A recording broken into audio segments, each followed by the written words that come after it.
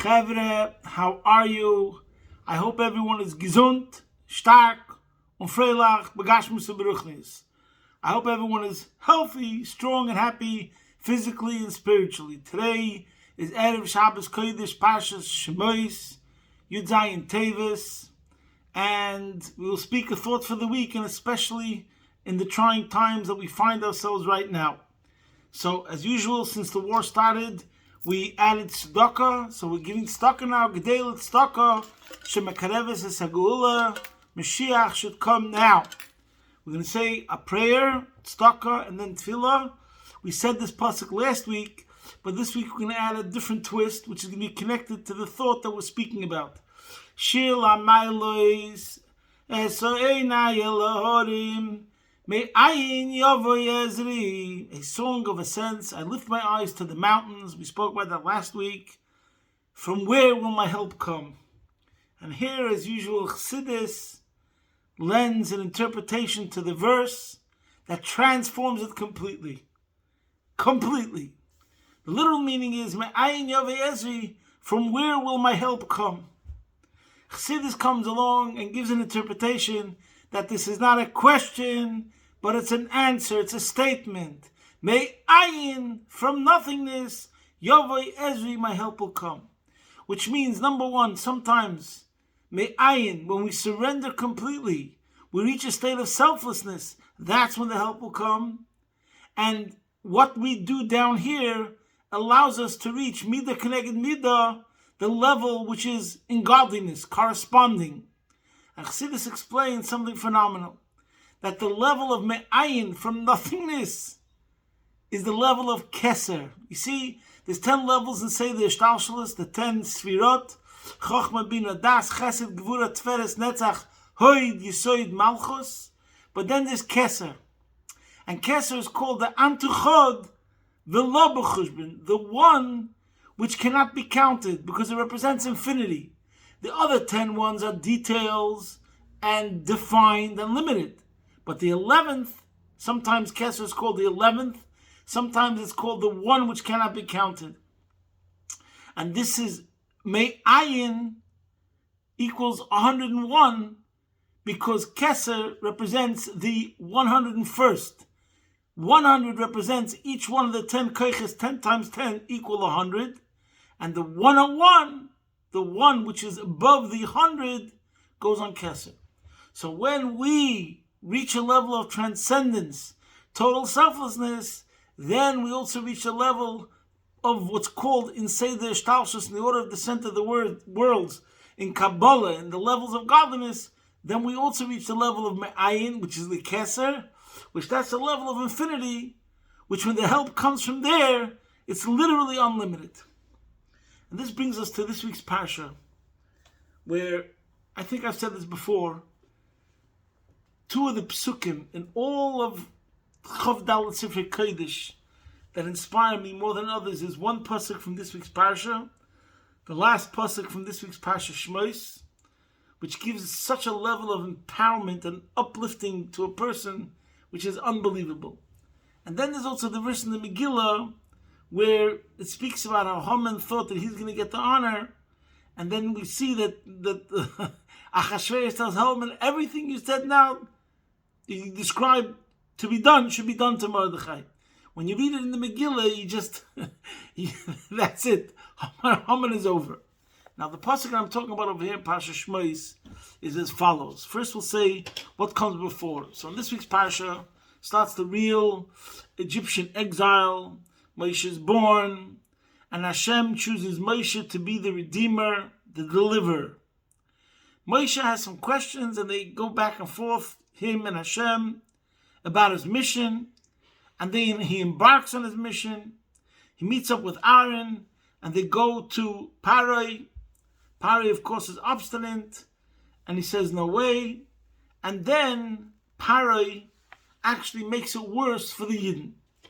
As the Psukim say at the end of the Parsha, which is the Shvi of Shemos, and what happens is, Paroi says, don't even give them the straw from which to make the bricks and all what they're meant to do, which means now they're going to have to spend more time just to find the straw, but they still have to have the same quota of produce and productivity that they were living till then. And then Pare came down on the Jews stronger, etc., etc. See the verses over there. And then Moshe met up with some of the Jewish guards, and they gave it to Moshe and Aaron. Vayemer aleim, pasuk Chaf Aleph at the end of the parsha. Yeir Hashem aleichem v'yishpeit asher evashtem es reichenu be'einei Paroi uve'einei avodev loses cherev b'yodam lehagenu. So the Yidden, these are Yidden, they then complain to Moshe and Aaron, may Hashem look upon you and judge, if you have made our very scent abhorrent in the eyes of Paroi and the eyes of his servants, to place a sword in their hands to murder us. So in other words, after Moshe and Aaron, who were told by Hashem that they will be the redeemers, so when they show up, not only the situation does not improve at all, it actually gets much worse.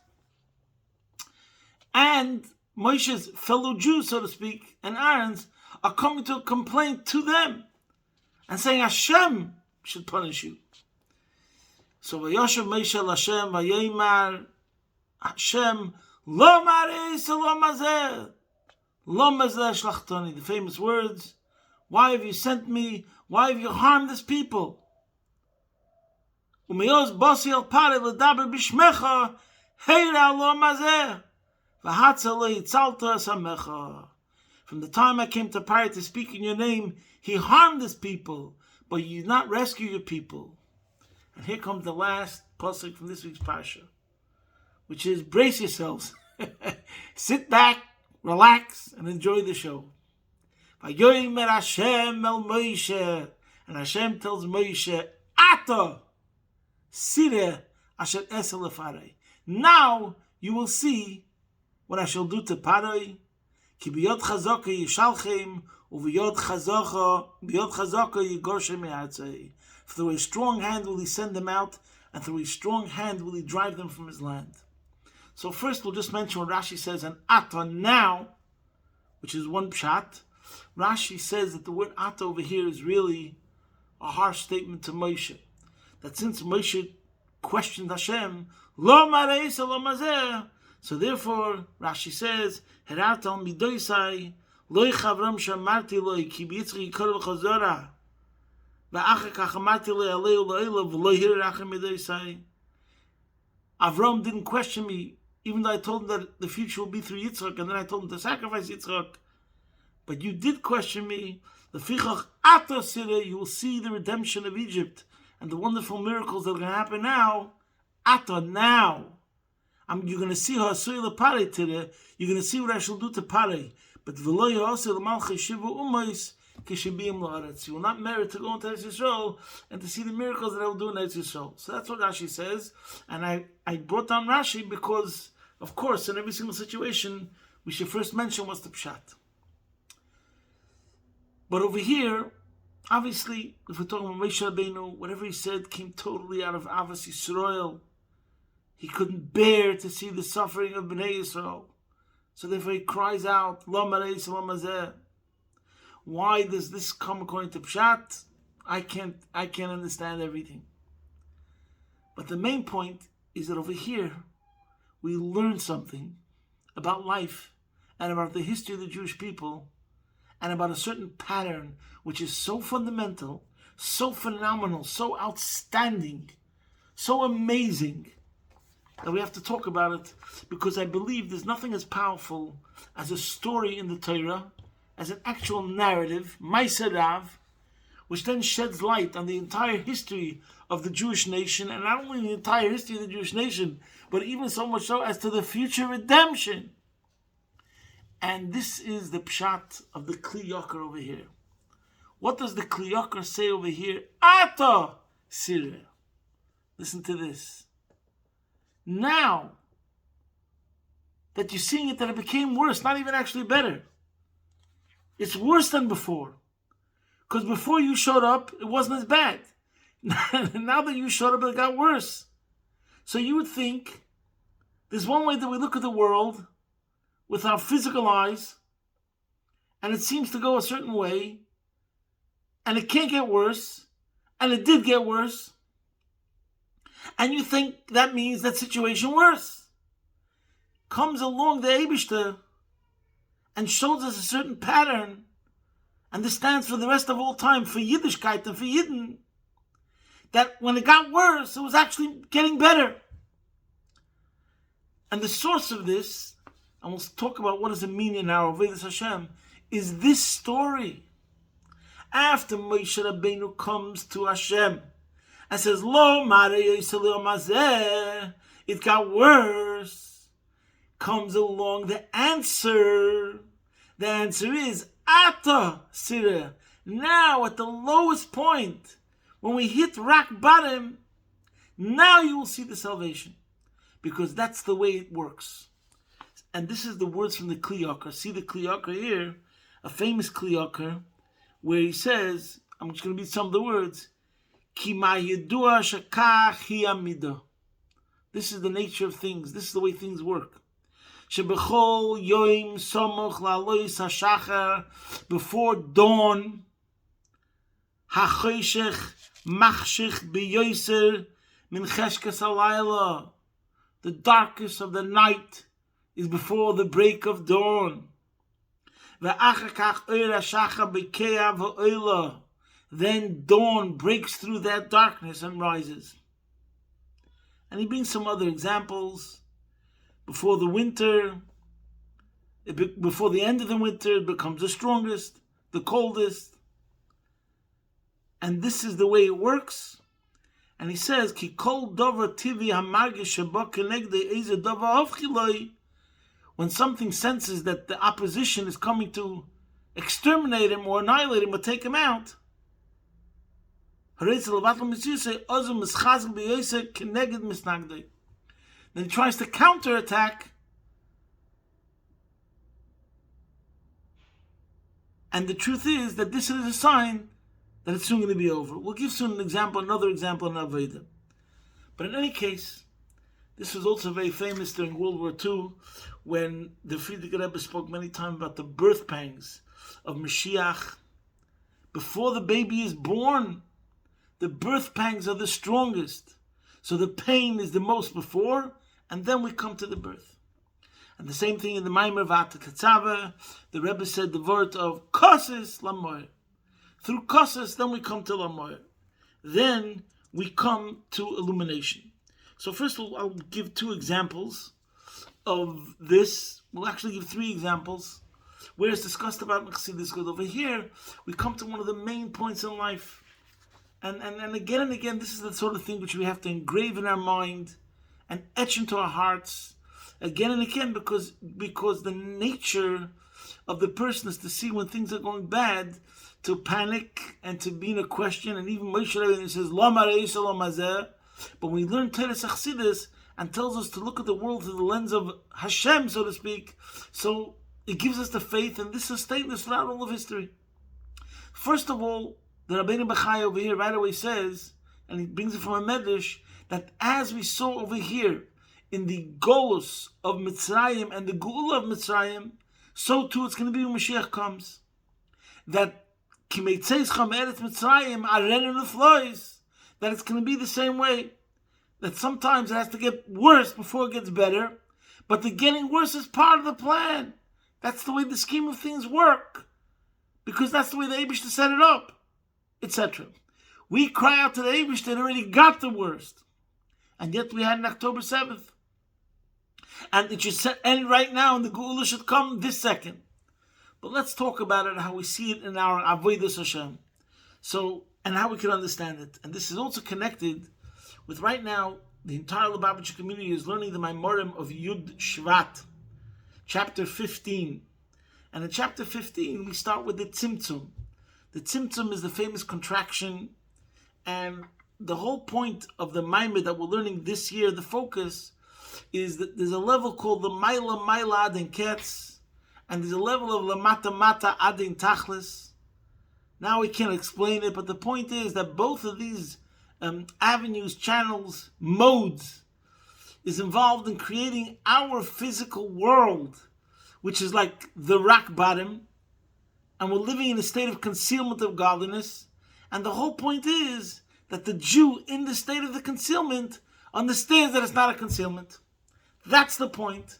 Similar to when we're in the darkest point of the evening, we should realize that it's just a second before the breaking of dawn.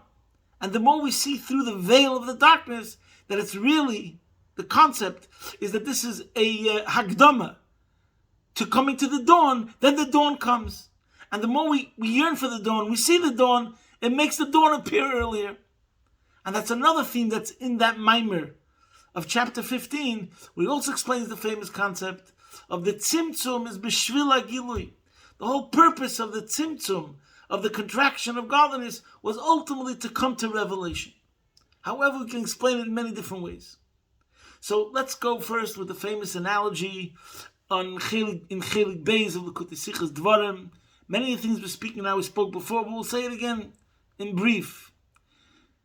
Because I believe again it starts from this verse of this week's Pasha, Ata Sireh. To understand that this is the sequence, this is the order, this is the pattern. So in Chelik Beis he gives a famous analogy of the trance of the teacher, that there's a teacher and the teacher is teaching to his students, and while in the midst of teaching, he gets a revelation, a new idea that is connected to what he's teaching to the students. And here he has a dilemma. On the one hand, he knows if he doesn't grasp the new idea, the revelation that's coming to his mind right now, and latch onto it, it's going to disappear forever. Because that's the pattern, Chachma Bina, when you get that ding, and the germ of the idea lights up in your brain, if you don't latch onto it, it will disappear. You have to latch onto it, try to digest it, and take it apart, and then be able to give it over to the students. So now this is the dilemma. On the one hand, if he doesn't latch onto it, it's going to disappear forever. But on the other hand, when he's now going to latch onto this idea to try to integrate it and absorb it, it's going to be seeming to the students as if he's abandoning the students. Because you can't do two things at the same time. You can't be teaching the students and being involved with the students and at the same time latch onto the idea. So the Rebbe says that the analogy is that the teacher actually latches onto the new idea.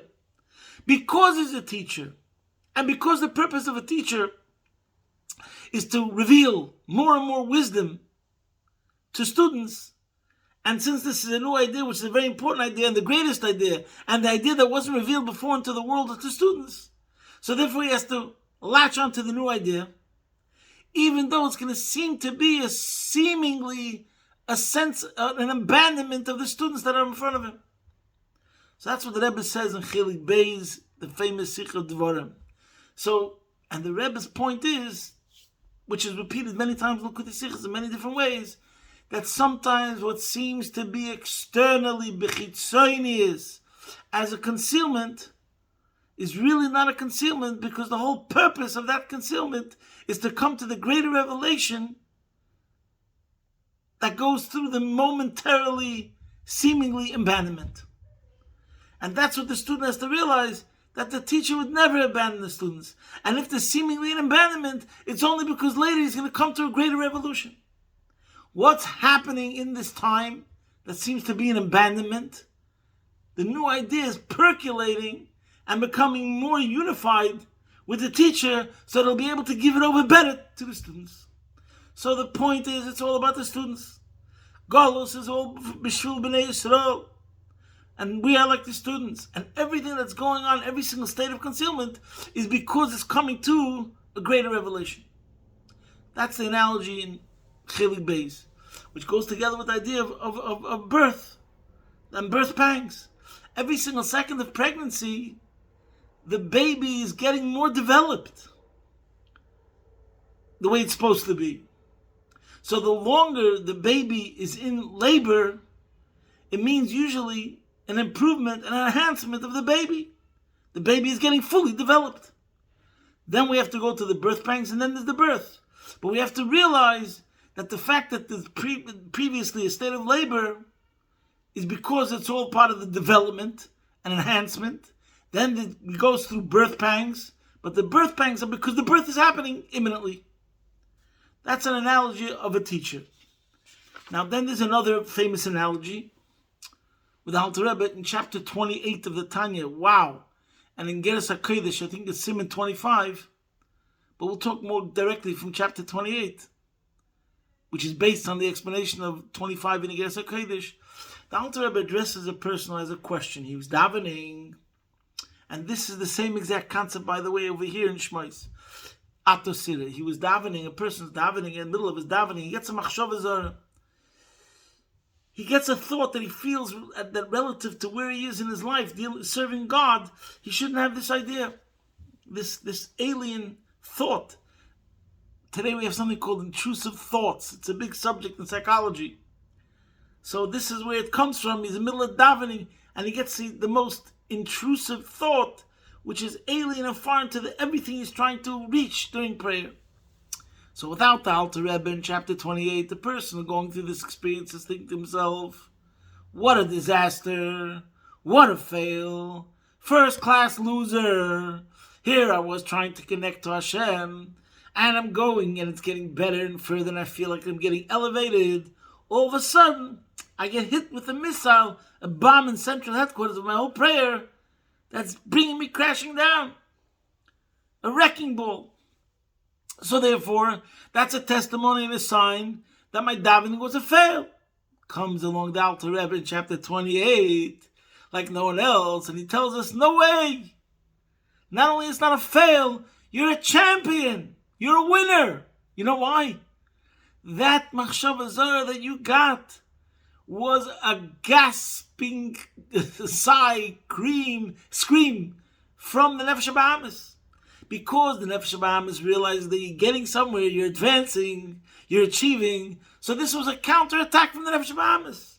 So it's not a sign that there's something wrong with your prayer. On the contrary, your prayer is being successful. And the Nefesh HaBahamis feels like it's going down, and therefore it's striking back. So the machshava zara doesn't show that your prayer is a fail. On the contrary, you're winning the war. But this was a counterattack from the Nefesh HaBahamis. And why does the Eibishter make this counterattack? The whole reason why the counterattack comes in the first place is so you should re-intensify and become even stronger. And this is what the Alter Rebbe says in chapter 28, and he brings a similar analogy in 25 of Geras HaKodesh, where a Jew is praying and then there's a goy who's standing and disturbing him. And the Alter Rebbe makes it clear, I should have really read from the inside, how the whole point is that the reason why the Eibishter presented this disturbance was not to be a disturbance, but on the contrary, to make your prayer even stronger. So we see that example from davening. Let's go back to one more famous analogy about Me'ayin Yavi Ezri. And sometimes I think it look in a certain way like it's worse, but really it's better. There's another famous analogy, which comes from the Rebbe Rashab, which he said about Yutas Kislev, the famous analogy of Zayis Kishakoychenoitze Moitzi Samnei. The olive, when it's crushed, that's when he releases the oil. And the famous word is, the meaning is, we have an olive. There's 3 stages to the olive. There's the olive as a fruit. We can eat an olive. People love eating olives. The ones that have been pitted. Then we have oil, olive oil, that comes from crushed olives. The thing is that when the Zayis Kishakoychenoisoi, when he's going through a state of kosis, he can't be used for a stage fruit, and we don't have the oil yet. So in a way, we don't have a purpose, a use for it. We can't eat it, and we don't have the oil. But the vort is, that's the whole vort. Sometimes we have to go through this process of Zayis Kishakoychenoisoi Moitzi Shamnai. The Alter Rebbe had to go through prison in order to get to the real juice, the real core, the real essence of what Torah's Chassidus is. He had to go through prison. And the same thing is true in life. Sometimes we have to go through a situation where temporarily it's a state of me'ayin, nothingness. But we have to realize that this whole me'ayin, this is going to bring the salvation. So the Rebbe said many times, and this is very important, that we should accomplish this me'ayin through humility. Humble yourselves before you'll have to be humbled. The Rebbe Rashab said that.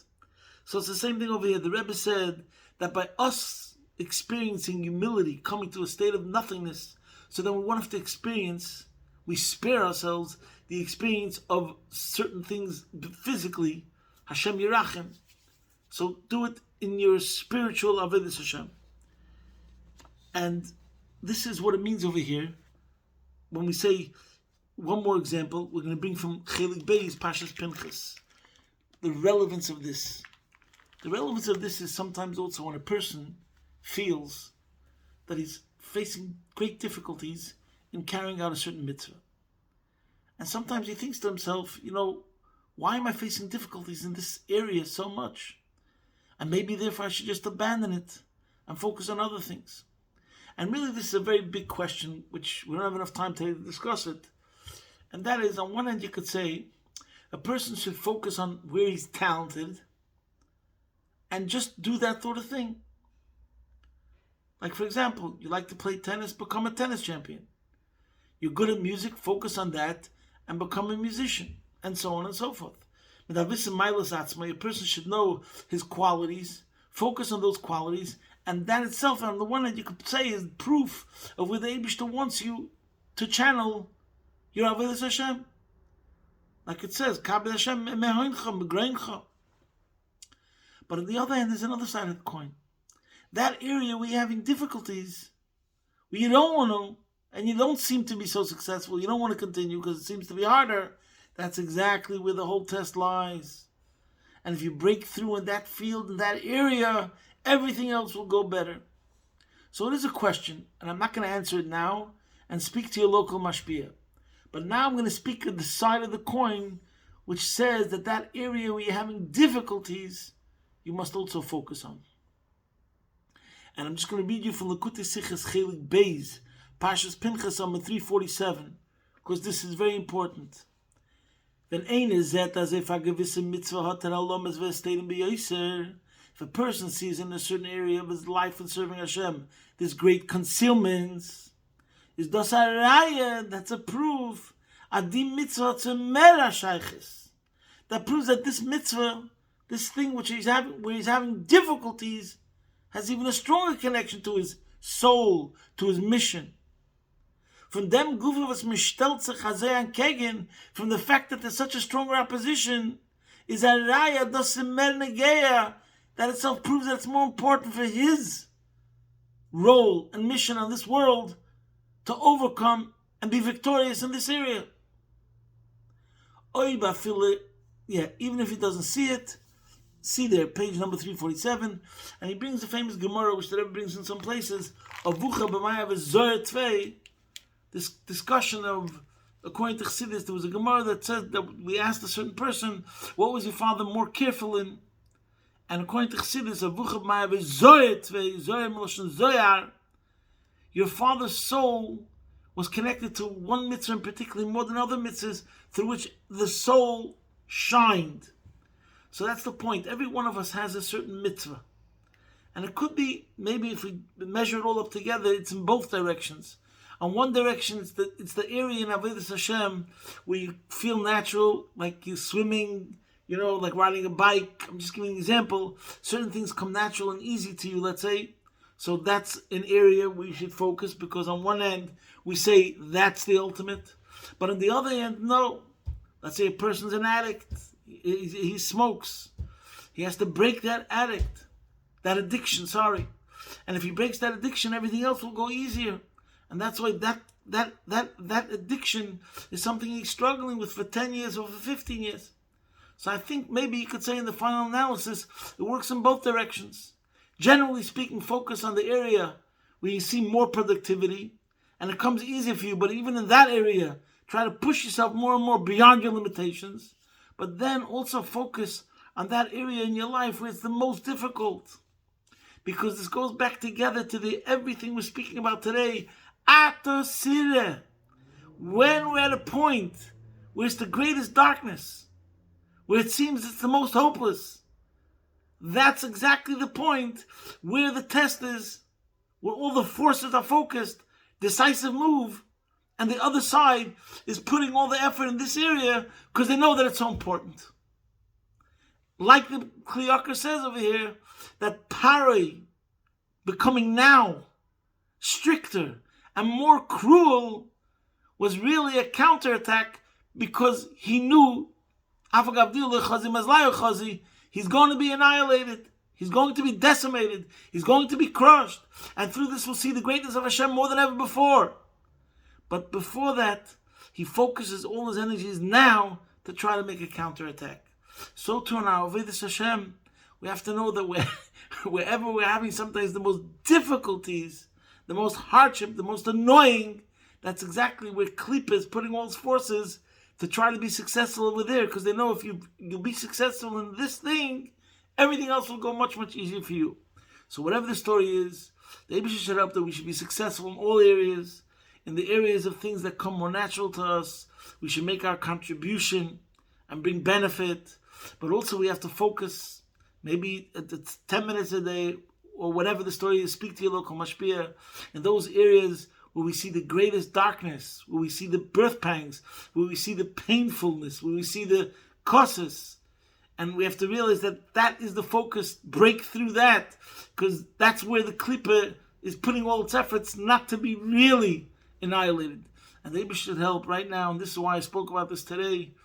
Today there was a story about a deal, and it seems like it's not the way the Rabbanim want, it's not the way of Das Torah. Oh yeah, Hashem, Hashem, Hashem, bring the Gula Mitzvah Shlema now, Ad Mosai. In the words of Moshe Rabbeinu, may I say, Lo Mareisa Lo Mazeh, why does it have to be on October 7th? Why does it have to be still hostages? Hashem should have Rachmanis, Ono Le'er Rachm Rabim, Al Kol B'nei Yisrael, B'chol Mokim Sheim, and we should take a see, Ato Sireh, we should see Mamish, the Gula Mitzvah Shlema take from Yad Mamish, Kimitzescho, Me'eretz Mitzrayim, Maren Neflois, Begula Mitzvah Shlema, take from Yad Mamish. Posting from my home, Be'ez Hashem Yisborech, your man in Melbourne.